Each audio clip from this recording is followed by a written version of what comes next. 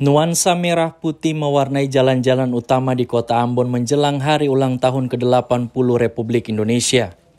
Kantor-kantor pemerintah, swasta, dan sekolah serta fasilitas publik banyak terpasang bendera merah putih dan umbul-umbul. Jelang hari ulang tahun kemerdekaan ke-80 Republik Indonesia, pedagang musiman bendera merah putih dan umbul-umbul ramai menjajakan dagangan mereka di Kota Ambon. Salah satu pedagang dari Jawa Barat datang bersama rekannya menjual bendera merah putih dan umbul-umbul untuk mewarnai wajah Kota Ambon bernuansa merah putih. Mereka beraktivitas di sejumlah jalan di Kota Ambon. Sekarang Pak, agak sepi ya? Agak sepi ya.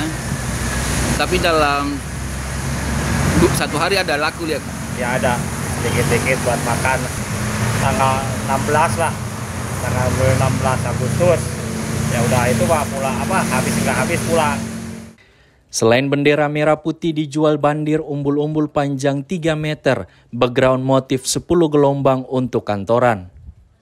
Pedagang musiman bendera merah putih dan umbul-umbul direncanakan beraktivitas hingga tanggal 16 Agustus 2025.